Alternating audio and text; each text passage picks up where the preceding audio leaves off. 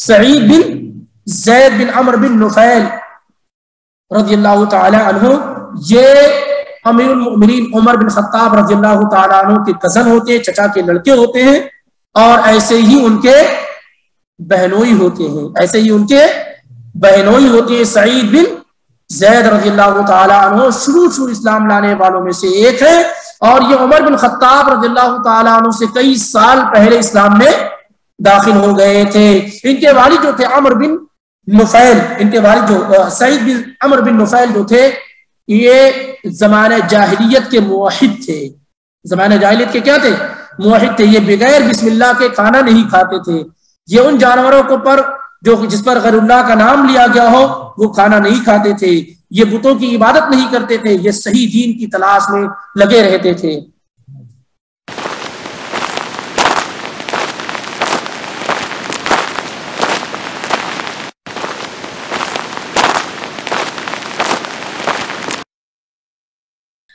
الحمدللہ والصلاة والسلام علی رسول اللہ واشہد ان لا الہ الا اللہ واشہد ان محمدا عبدہ ورسولہ، اما بعد، اللہم صلی علی محمد وعلی آل محمد کما صلیت علی ابراہیم وعلی آل ابراہیم انک حمید مجید، اللہم بارک علی محمد وعلی آل محمد کما بارکت علی ابراہیم وعلی آل ابراہیم انک حمید مجید۔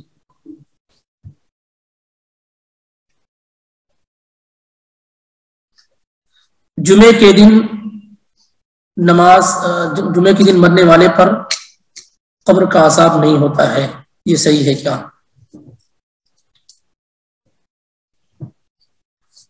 دھیان نہیں دے پائے تھے، سوال دیکھ لیتے ہیں۔ نبی علیہ الصلوۃ والسلام نے کہا ما من مسلم یموت یوم الجمعہ، کہ کوئی مسلمان جو جمعے کے دن فوت ہوتا ہے یا جمعے کی رات میں وفات پاتا ہے، مگر یہ کہ اللہ تعالیٰ اسے قبر کے عذاب سے محفوظ کر دیتا ہے۔ یہ سنن ترمذی کی روایت ہے۔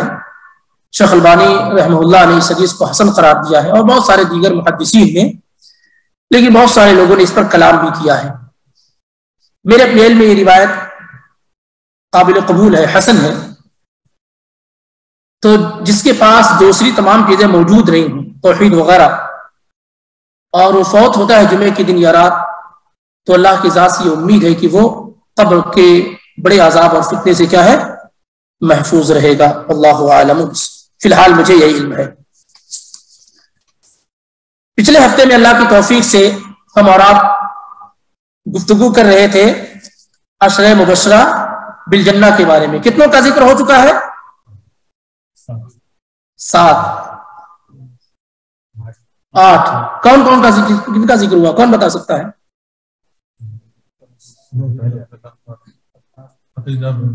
ایک ایک کر کے بتائیں، ایک کو یاد آپ بتا رہے ہیں، بتائیے۔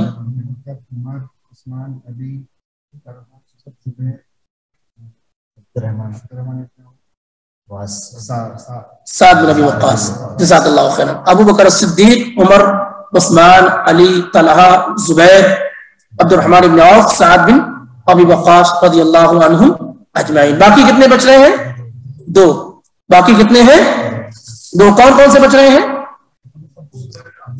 ابو عبیدہ اور سعید بن زید۔ ابو عبیدہ اور سعید بن زید رضی اللہ عنہما۔ آئیے دیکھتے ہیں ابو عبیدہ، یہ بھی شروع اسلام لانے والوں میں سے ہی ہے۔ ابو عبیدہ یہ بھی کیا ہے؟ شروع اسلام لانے والوں میں سے ہی ہے۔ ان کا نام عامر بن عبداللہ بن الجراح ہے، لیکن ابو عبیدہ ابن الجراح سے مشہور ہے۔ نام ان کا کیا ہے؟ عامر بن عبداللہ بن الجراح بن الجراح رضی اللہ تعالی عنہ وارضا۔ یہ ابو بکر صدیق رضی اللہ تعالی عنہ کے ہاتھوں ہی پر اسلام لائے، لیکن 5 لوگوں کے بعد میں یہ مسلمان ہوئے، اور حبشہ کی طرف جو دوسری ہجرت ہوئی تھی اس میں ابو عبیدہ رضی اللہ تعالی عنہ شریک تھے۔ نبی علیہ الصلوۃ والسلام نے ان کو بہت بڑا مقام اور مرتبہ عطا کیا، اور وہ کیا؟ امین هذه الامہ کہا۔ نبی صلی اللہ علیہ وسلم کیا کہا؟ امین هذه الامہ، قیامت تک آنے والے تمام لوگوں میں سب سے زیادہ امین امانت دار کون ہے؟ ابو عبیدہ عامر بن عبداللہ بن الجراح رضی اللہ تعالی عنہ ہے۔ اسی لیے جب عثمان بن عفان رضی اللہ تعالی عنہ کو زخم لگا اور لوگوں نے کہا کہ آپ اپنے بیٹے عبداللہ بن عمر کو خلیفہ کیوں نہیں بنا دیتے؟ کہا اسے خلیفہ بنا دوں جسے اپنی بیوی کو طلاق دینے بھی نہیں آتا۔ انہوں نے طلاق جو حیض کی حالت میں دے دیا تھا نا، تو امیر المومنین نے کہا اسے خلیفہ بنا دوں جسے طلاق دینا بھی نہیں آتا، وہ امت کی باغ ڈور کیا سنبھالے گا؟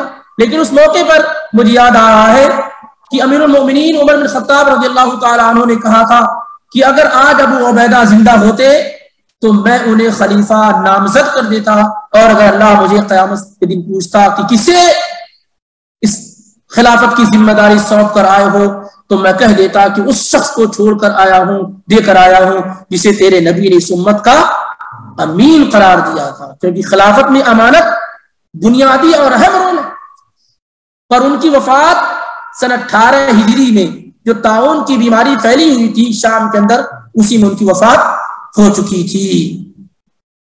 نبی علیہ الصلوۃ والسلام کے ساتھ تمام غزوات میں شریک رہے، نبی صلی اللہ علیہ وسلم کے ساتھ تمام غزوات میں شریک رہے، اور آپ کے بعد خلفائے راشدین کے ساتھ ابو بکر اور عمر کے ساتھ بھی غزوات میں شریک رہے، اور خاص طور سے غزوہ احد کے دن جب بھگدڑ مچ چکی تھی تو یہ ان لوگوں میں سے تھے جو ثابت قدمی کے ساتھ رسول اللہ صلی اللہ علیہ وسلم کے ساتھ جنگ کرتے رہے۔ ابو عبیدہ عامر ابن الجراح رضی اللہ تعالی عنہ، بڑی ہی فضیلت اللہ کے نبی علیہ الصلوۃ والسلام نے ان کی بیان فرمائی۔ ان میں سے بڑی یہ ہے، صحیح بخاری کی روایت کے مطابق آپ نے فرمایا ان لکل امت امینا، ہر امت کے اندر ایک امین اور امانت دار شخص ہوتا ہے۔ وَإِنَّ أَمِينَهَا أَيَّتُهَا الْأُمَّةُ أَبُو عُبَيْدَةَ ابن الجراح، اور اے امت اور لوگوں، اس امت کا جو امین ہے وہ ابو عبیدہ ابن الجراح ہے۔ ایسے ہی عائشہ صدیقہ رضی اللہ تعالی عنہ کہتی ہے من کان رسول اللہ صلی اللہ علیہ وسلم مستخلفا لو استخلفه قالت ابو بکر۔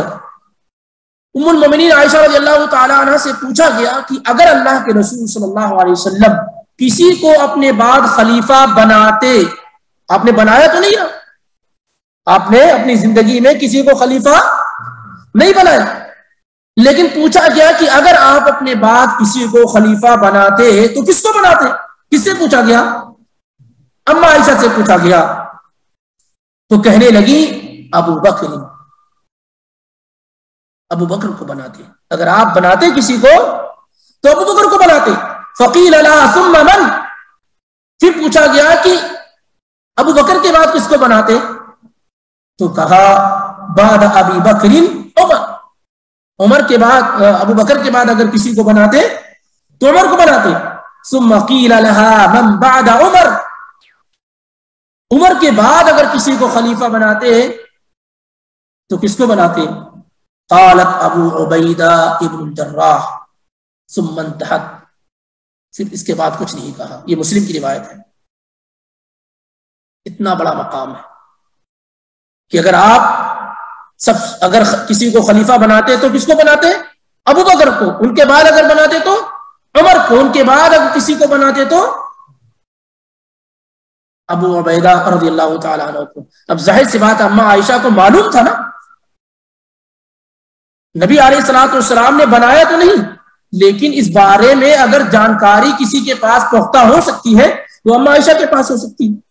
اسی طریقے سے عبداللہ بن شقیق کہتے ہیں کہ میں نے عائشہ رضی اللہ تعالی عنہ سے پوچھا، اما سے پوچھا ای اصحاب النبی صلی اللہ علیہ وسلم کان احب الیہ، نبی صلی اللہ علیہ وسلم کے صحابہ میں سے کون سب سے چہیتے تھے رسول اللہ صلی اللہ علیہ وسلم کے، کون سب سے پیارے تھے رسول اللہ صلی اللہ علیہ وسلم کے؟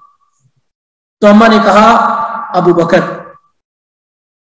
عبداللہ بن شقیق کہتے ہیں قلت ثم ای ثم من، پھر اس کے بعد کون؟ تو پھر عائشہ رضی اللہ تعالی عنہ نے کہا کہ عمر، پھر کہا کہ پھر کون؟ تو کہا ابو عبیدہ ابن الجراح۔ پھر میں نے پوچھا پھر کون؟ فسکتت، تو خاموش رہ گئی، کچھ نہیں بیان کیا۔ اس کا مطلب یہ نہیں ہے کہ ابو عبیدہ عثمان بن عفان سے علی بن ابی طالب سے افضل ہیں. اس کا یہ مطلب نہیں ہے کہ کسی ایک جگہ فضیلت سے ایز اے ہول فضیلت سمجھی جائے. یہ بتانے کا مقصود ہے کہ بہت مقام اور مرتبہ رکھنے والے صحابی رسول تھے رسول اللہ صلی اللہ علیہ وسلم کے نزدیک. اسی طریقے سے ابو ہریرہ رضی اللہ تعالیٰ عنہ کہتے ہیں کہ نبی علیہ الصلوۃ والسلام کہا کرتے تھے نعم الرجل ابو بکر نعم الرجل عمر نعم الرجل ابو عبیدہ ابن الجراح. کتنے بہترین انسان ہے ابو بکر, کتنے بہترین انسان ہے عمر, کتنے بہترین انسان ہے ابو عبیدہ. اور ایسے ہی اور صحابہ کو بھی آپ نے کہا. اس کے علاوہ بعض روایت میں ہے کہ آپ نے کہا نعم الرجل, ان تینوں کے علاوہ کہا نعم الرجل وسید بن حضیر نعم الرجل ثابت بن قیس نعم الرجل معاذ بن جبل نعم الرجل معاذ بن عمرو الجموح. تو کئی صحابہ کو نبی علیہ الصلوۃ والسلام نے اس طریقے سے بیان کیا ہے. یہ مشہور صحابی ابو عبیدہ عامر بن عبداللہ بن الجراح رضی اللہ تعالیٰ عنہ شروع سے اسلام لانے والوں میں سے, تمام غزوات میں شریک رہے. طاعون امواس جو شام کے اندر طاعون کی بیماری پھیلی ہوئی تھی, سن 18 ہجری میں آپ کی شہادت ہوئی. اس کے بعد آخری صحابی رسول جو عشرہ مبشرہ بالجنہ میں سے ایک ہے وہ کون ہے؟ سعید بن زید بن عمرو بن نفیل رضی اللہ تعالی عنہ. یہ امیر المؤمنین عمر بن خطاب رضی اللہ تعالی عنہ کے کزن ہوتے ہیں, چچا کے لڑکے ہوتے ہیں, اور ایسے ہی ان کے بہنوئی ہوتے ہیں, ایسے ہی ان کے بہنوئی ہوتے ہیں. سعید بن زید رضی اللہ تعالی عنہ شروع اسلام لانے والوں میں سے ایک ہے, اور یہ عمر بن خطاب رضی اللہ تعالی عنہ سے کئی سال پہلے اسلام میں داخل ہو گئے تھے. ان کے والد جو تھے عمرو بن نفیل, ان کے والد جو سعید بن عمرو بن نفیل جو تھے یہ زمانہ جاہلیت کے موحد تھے. زمانہ جاہلیت کے کیا تھے؟ موحد تھے. یہ بغیر بسم اللہ کے کھانا نہیں کھاتے تھے. یہ ان جانوروں کو پر جو جس پر غیر اللہ کا نام لیا گیا ہو وہ کھانا نہیں کھاتے تھے. یہ بتوں کی عبادت نہیں کرتے تھے. یہ صحیح دین کی تلاش میں لگے رہتے تھے, اور بچیوں کے زندہ درگور ہونے کے مخالف تھے. بہت ساری اور کفار کے اندر آ کر کے تبلیغ کرتے تھے, جبکہ ابھی اسلام نہیں آیا تھا, ابھی نبی صلی اللہ علیہ وسلم کو نبوت اور رسالت نہیں دی گئی تھی. تو یہ زمانہ جاہلیت کے ہیرو تھے عمرو بن زید بن عمرو بن نفیل, جو سعید بن زید کے والد ہیں, سعید رضی اللہ تعالیٰ عنہ کے والد ہیں. سعید رضی اللہ تعالیٰ عنہ بعثت سے 10 یا 12 سال پہلے, بعض روایت کے مطابق یہ ہے کہ 15 سال پہلے پیدا ہوئے بعثت سے, یعنی نبی علیہ الصلوۃ والسلام کی نبوت سے تقریباً 10 سے 15 سال پہلے پیدا ہوئے. اور سن 51 ہجری میں 51 ہجری میں آپ رضی اللہ تعالیٰ عنہ کی وفات ہوئی. آپ رضی اللہ تعالیٰ عنہ کی وفات ہوئی. اور اللہ کے نبی علیہ الصلوۃ والسلام کے ہاں بڑی فضیلت, مقام اور مرتبہ رکھنے والے صحابی تھے. یہ مستجاب الدعویٰ تھے, یعنی جو دعا کرتے تھے قبول ہو جاتی تھی. ایک عورت کا زمین کے سلسلے میں جھگڑا ہوا تھا اور اس نے ناحق ان پر الزام لگایا تھا, تو اس موقع سے انہوں نے کہا تھا کہ اللہم ان کانت کاذبہ فعمی بصرہا, اے اللہ اگر یہ جھوٹی ہے تو اس کی بینائی کو ختم کر دے, اس کو اندھا کر دے. وقتلھا فی ارضھا, اور اس کو اس کی زمین میں موت دے دے. فماتت حتی ذہب بصرھا, مر بھی گئی اور مرنے سے پہلے اس کی بینائی بھی چلی گئی. صحیح مسلم کی روایت ہے, اور گڈھے میں گر کر کے مر گئی. تو یہ مستجاب الدعویٰ تھے, جس کے حق میں دعا کرتے تھے, یہ جس کے لیے بد دعا کر دیتے تھے, اللہ رب العالمین کیا اسے قبول فرماتا تھا. ایسے ہی حرا جو پہاڑ ہے, غار حرا, اس پہ جب اللہ کے نبی علیہ الصلوۃ والسلام ٹھہرے اور وہ ہلنے لگا, تو اللہ کے نبی علیہ الصلوۃ والسلام نے کہا تھا کہ تمہارے اوپر ایک نبی ہے, ایک صدیق ہے, اور شہید ہے. اور شہیدوں میں کئی لوگوں کو کاؤنٹ کیا, ان میں کیا ہے, ابو بکر کا نام لیا, عمر کا نام لیا, عثمان کا, علی کا, طلحہ کا, زبیر کا, سعد کا, عبد الرحمن بن عوف کا, اور سعید بن زید کا رضی اللہ تعالی عنہم اجمعین. تو یہ ان بڑے صحابہ میں سے ہیں جنہیں اللہ کے نبی علیہ الصلوۃ والسلام نے دنیا ہی میں جنت کی بشارت دی. اور 10 صحابہ جو عشرہ مبشرہ بالجنہ کہا جاتا ہے, ان میں سے یہ ایک ہے. 51 ہجری میں آپ کی وفات ہوئی, اور امیر المؤمنین عمر بن خطاب رضی اللہ تعالیٰ عنہ کے کزن بھی ہوتے ہیں, چچا کے لڑکے, اور اسی طریقے سے بہنوئی بھی ہوتے ہیں۔ اس طریقے سے عشرہ مبشرہ بالجنہ کا مختصر ذکر اللہ کی توفیق سے مکمل ہوا۔ اب بہت ہی مختصر انداز میں ان لوگوں کا ذکر جو شروع میں اسلام لائے ہیں، بہت ہی مختصر انداز میں ان کا ذکر کر کے انشاءاللہ رب العالمین ہم اصل ٹاپک پر انشاءاللہ جلدی داخل ہو جائیں گے باذن اللہ۔ اور آج کا یہ درس مکمل ہوا، اگر کوئی سوال ہے تو کیا جا سکتا ہے۔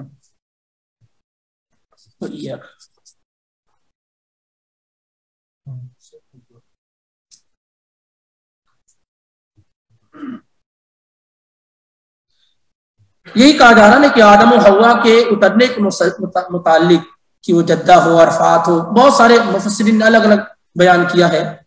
اس میں کوئی واضح بات اللہ کے رسول صلی اللہ علیہ وسلم سے اور قرآن سے ثابت نہیں ہے، اس لیے خاموشی ایسی جگہوں پر کیا ہے؟ بہتر ہے۔ خاموشی ایسی جگہوں پر بہتر ہے۔ اور اگر مان لیتے ہیں کہ معلوم بھی ہو جائے کہ حوا جدہ میں اتاری گئی تھی اور آدم ہندوستان میں اتارے گئے تھے تو اس کا کیا فائدہ ہو؟ اگر معلوم ہو جائے کہ جنت سے اتارا گیا تو یا اتارا گیا تو کیا کر سکتے ہیں؟ کوئی فائدہ اس کا نہیں ہے۔ اس لیے اصل مقصد پہ دھیان دینا چاہیے۔ اور تفسیر وغیرہ میں اس طرح کی بہت ساری روایات بیان کی جاتی ہیں جو صحیح طور پہ ثابت نہیں ہوتی ہیں، ان میں سے یہ ساری کی ساری چیزیں ہیں۔ جیسے بہت ساری چیزیں جو اسے قرآن بیان کر کے خاموش ہو جاتا ہے، جیسے یوسف علیہ السلام کے قصے میں عزیز مصر کی بیوی نام نہیں ذکر کیا گیا، حالانکہ بڑا معاملہ تھا۔ زلیخا بعض مفسرین نے بیان کر دیا۔ اللہ تعالیٰ نے بیان کیا کہ ملکہ سبا مسلمان ہو گئی، نکاح کا ذکر نہیں ہے۔ بہت سارے لوگ اب سلیمان اور جو ہے ملکہ سبا کا نکاح بھی کرا دیتے، جس کو بلقیس کہا جاتا ہے۔ ایسے بہت ساری چیزیں ہیں جو تفاسیر وغیرہ میں ذکر کی جاتی ہیں، لیکن وہ ثبوت ان کا صحیح طور پہ موجود نہیں ہوتا ہے۔ تو آدم و حوا کا اتارا جانا یہ صحیح طور پہ کسی حدیث سے ثابت نہیں ہے، اور مفسرین نے اپنے اپنے انداز میں ایک اندازہ بیان کیا ہے جو درست اور صحیح بھی ہو سکتا ہے اور غلط بھی ہو سکتا ہے، اس لیے خاموشی بہتر ہے اسی جگہ پر۔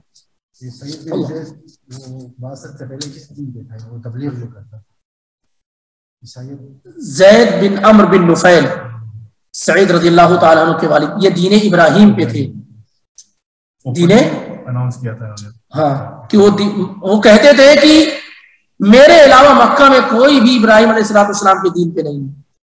زید بن عمرو بن نفیل اعلانیہ طور پہ کہتے تھے کہ کوئی بھی اصل دین پہ جو ابراہیم علیہ السلام کا دین تھا اس پہ کوئی بھی میرے علاوہ موجود نہیں ہے۔ تو یہ دین ابراہیم پہ ہے۔ اچھا، نبی علیہ السلام کی نبوت اور رسالت سے پہلے اگر کوئی آدمی یہودی تھا، موسیٰ علیہ السلام کے دین پہ تھا، تو کوئی مسئلہ نہیں ہے۔ سمجھ رہے ہیں؟ کوئی عیسیٰ علیہ السلام کے دین پہ تھا، کوئی مسئلہ نہیں، کیونکہ عیسیٰ علیہ السلام کوئی نئی چیز لے کر نہیں آئے۔ اصل میں جو انجیل ہے نا، قرآن کے بعد جو سب سے بڑی شریعت اور لا ہے وہ تورات ہے، اور موسیٰ علیہ السلام کے بعد جتنے بھی انبیاء آتے رہے وہ سب تورات ہی کو فالو کرتے رہے۔ تورات کے بعد جب انجیل عیسیٰ علیہ السلام پر نازل کی گئی تو ایسا نہیں کہ پورا تورات بدل دیا گیا،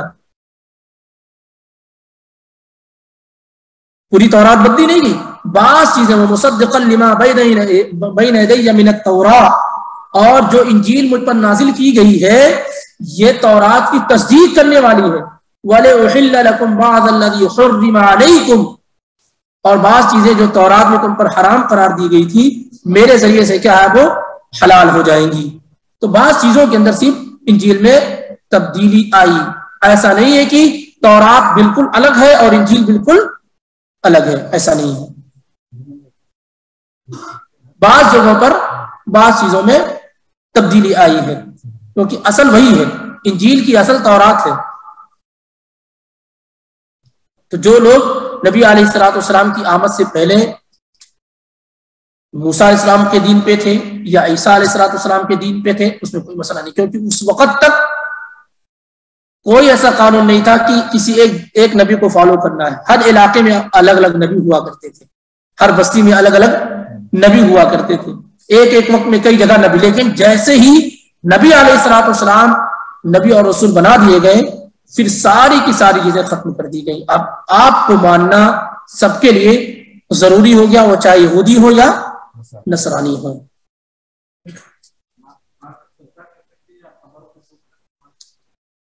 ماں کو سجدہ نہیں کر سکتے، ماں کو سجدہ، لیکن ان کے ہاتھوں کو چوم سکتے ہیں، ان کی پیشانی کو چوم سکتے ہیں. جب وہ زندہ تھی نہیں چوما جا سکتا تو مزار تو مٹی ہو گئی، وہ تو اور بڑا معاملہ ہو گیا. کسی کی بھی قبر کو چوم نہیں سکتے، نہ برکت کے لیے اس کو چھو سکتے ہیں. اور یہ بات یاد رکھیں کہ جب ایک انسان قبر کے حوالے ہو جاتا ہے تو صرف مجبور ہوتا ہے، وہ دینے کی پوزیشن میں بالکل نہیں ہوتا ہے، صرف اس کو لینے کی ضرورت ہوتی ہے. آج تک کبھی کسی بھی نبی کے متعلق ایسا نہیں آیا ہوا ہے کہ انہوں نے اپنی قبروں سے کسی کی مدد کی ہو، کسی کی آواز سنی ہو. اور اگر ایسا پاسبل اور ممکن ہوتا کہ قبر کے اندر سے نبی صلی اللہ علیہ وسلم آواز سنتے اور اس کے جواب دینے پہ قادر ہوتے تو جو جاتے ہیں نبی علیہ الصلوۃ والسلام کی قبر کی زیارت کے لیے اور اتنا شور شرابہ کرتے ہیں، پورا خرافات کرتے ہیں، نبی علیہ الصلوۃ والسلام اسے برداشت نہ کرتے. آپ اپنی زندگی میں کبھی ان چیزوں کو برداشت نہ کی، لیکن سب کچھ کہتے ہیں جا کر کے آپ یہ دے دیجیے، آپ وہ دے دیجیے. صحابہ نے یہ کہا کہ جو اللہ چاہے اور جو رسول چاہے، تو آپ نے روک دیا. یہاں تو سب کچھ جا کر کے وہاں مانگتے ہیں. سمجھ رہے؟ تو جو کوئی بھی ہو، جب انسان مر گیا تو پھر اس کے پاس دینے کی کوئی پوزیشن نہیں رہ جاتی. ہاں ہم اور آپ زندہ ہیں تو انہیں دے سکتے ہیں، ان سے لینے کا تصور ہے ہی نہیں. تو والدہ وغیرہ کی قبرستان کی زیارت کیجیے، کوئی حرج نہیں ہے، اس میں اچھی بات ہے. اور ان کے لیے دعائیں بخشش و مغفرت کیجیے، یہ سب مسنون عمل ہے. باقی خبروں کو چومنا برکت کے لیے وہ کرنا، بہت سارے لوگ جا کر کے درخت پتے اور اس کو صاف کرتے رہتے ہیں، کیا فائدہ ہے اس کا کیا فائدہ ہے بھائی؟ یہ کوئی مکان تھوڑی نہ ہے دنیا کیا پلستر کر رہے ہیں، پانی نہ لگے، یہ نہ آئے وہ نہ آئے، اس سے کیا فائدہ ہوگا اس کو؟ اس دنیا تو بالکل الگ ہے اس کا. آپ چاروں طرف سے پیک بھی کر دیں گے تب بھی اگر انسان مرا ہوا انسان نیک اور صالح نہیں ہے تو وہ ہر طرف سے سانپ بچھو اور سارے کے سارے فرشتے اور تکلیف دینے والے سب موجود رہیں گے. کون ان کو روک پائے گا؟ کون روک پائے گا ان کو؟ کسی میں ہے دم؟ یہ آخر زمین کو چیرتے پھاڑتے ہوئے آتے ہیں وہ فرشتے جو حساب کتاب لینے جو سوال کرنے والے ہوتے ہیں، زمین کو پھاڑتے ہوئے آتے ہیں، اب نیلی آنکھیں ہوتی ہیں، ڈراؤنی شکل ہوتی ہے، اور آ کر بیٹھا کر کے سوال کرنا شروع کر دیتے ہیں. کون ہے جو روک پائے؟ جو پیروں کے پیر جن کو کہا جاتا ہے ان سے بھی بیٹھا کے سوال کیا گیا. اس سے کوئی نہیں بچ سکتا، ہر کسی سے سوال کیا جانا.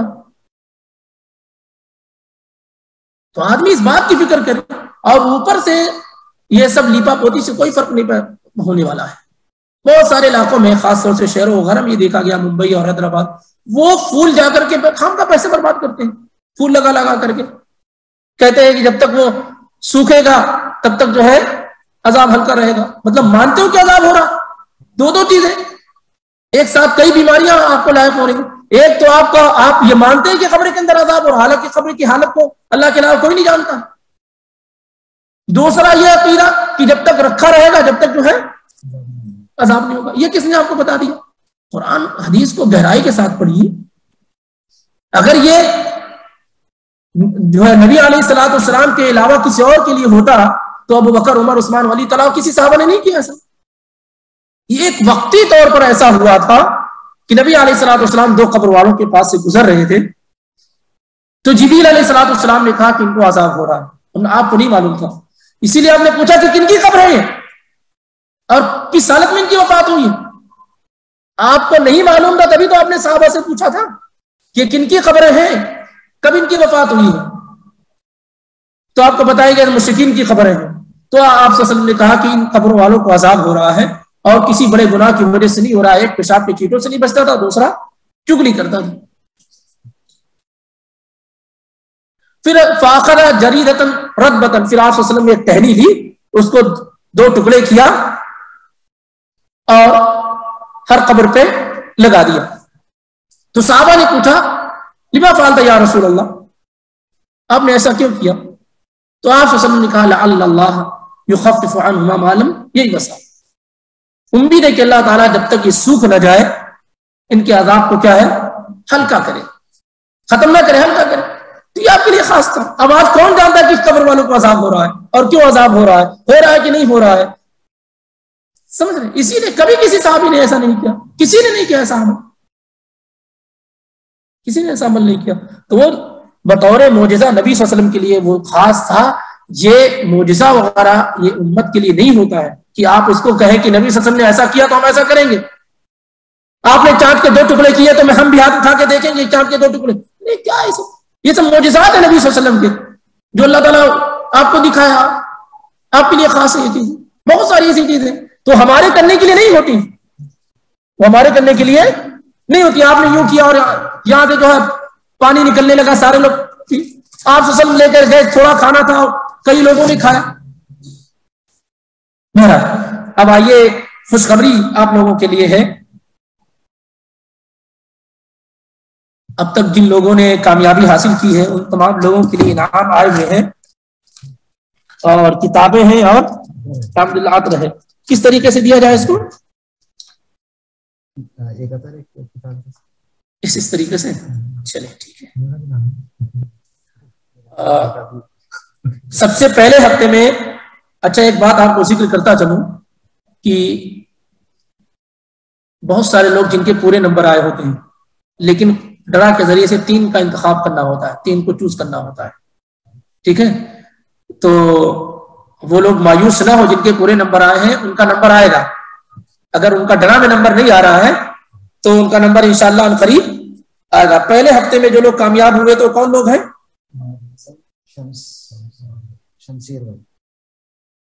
اعظم نہیں, معظم جی. پہلے ہفتے میں محمد شمس قمر, محمد شمشیر اور محمد معظم. شمس بھائی آئیں اور انعام لے کر جائیں.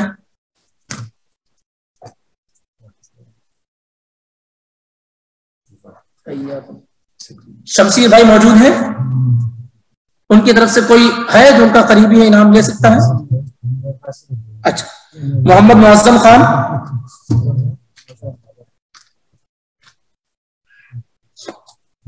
یہ پہلے ہفتے میں کامیاب ہونے والے لوگ ہیں, اللہ سب کو کامیاب کرے. اس کے بعد دوسرے ہفتے میں جو لوگ کامیاب ہوئے ہیں وہ حمیرہ فاطمہ, حفصہ نور, عبد الحسیب. حمیرہ فاطمہ کی طرف سے جو لوگ بھی ہیں اگر ان کے شوہر یا بھائی یا خود بھی وہ لے جائیں. اچھا,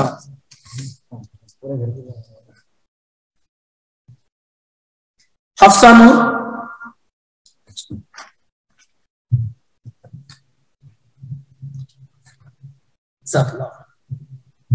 عبد الحسیب بھائی ہے. اچھا, آج جو لوگ کامیاب ہوئے ہیں وہ ریان محمد, کون ہے؟ 25 میں سے 25 پورے آئے ہیں, جزاک اللہ خیرا. اور دوسرے قدسیہ تبسم لے لیجیے آپ, بالکل لے لیجیے. اور تیسرا نام ہے محمد شمس قمر, 25 میں سے 23 نمبر آئے ہیں. ایک بات یاد رکھیے کہ ممکن نہیں ہے کہ 25 میں سے 25 آئے یا پورے میں سے پورا آئے بغیر سنے ہوئے. آپ کتنے بھی بڑے علامہ بن جائیں. اب یہ ہے کہ ٹک لگا دیں, صحیح لگ جائے الگ بات ہے, لیکن بھروسے کے ساتھ 25 میں 25 یا پورا سے پورا آئے نہیں ہو سکتا ایسا. اس کے لیے آپ کو ہر حال میں کیا ہے سننا ضروری ہوگا. اس طرح کے سوالات ہر حال میں رہیں گے کہ بغیر سنے ہوئے آپ پورے سوالات حل نہیں کر سکتے ہیں, مگر یہ کہ آپ کی قسمت ساتھ دے دے کہ آپ کو 20 آتے ہیں, 5 پہ آپ نے ٹک لگا دیا اندازے سے اور صحیح ہو جائے. حتیٰ کہ اگر میں خود بھی لگاؤں تو مجھے بھی سننا پڑے گا. سمجھ رہے ہیں؟ ہاں. اور اس کا مقصد یہی ہے کہ جو لوگ نہیں سن سکے ہیں انہیں چاہیے کہ وہ کیا ہے سن کر کے. لیکن یہ ہے کہ حصہ لینے والے لوگ بہت کم ہیں. جو لوگ پارٹیسپیٹ کر رہے ہیں ان کی تعداد جیسی ہونی چاہیے ہو نہیں پا رہی ہے. وجہ کیا ہے مجھے نہیں معلوم, پر یہ کوشش کرنی چاہیے کہ شرکت کی جائے, کیونکہ سوال کا جواب دینے سے علم کے اندر پختگی آتی ہے. کیا آتی ہے؟ علم کے اندر پختگی آتی ہے. اس لیے کوشش کریں کہ اس میں شامل ہو, اور سارے لوگوں کے لیے اوپن ہے. کہیں سے بھی کوئی آدمی اگر شریک ہونا چاہتا ہے تو شریک ہوئے. چلیں انشاءاللہ پھر ملاقات ہوتی ہے. سبحانک اللہم و بحمدک اشہد ان لا الہ الا انت استغفرک و اتوب الیک. السلام علیکم و رحمۃ اللہ وبرکاتہ.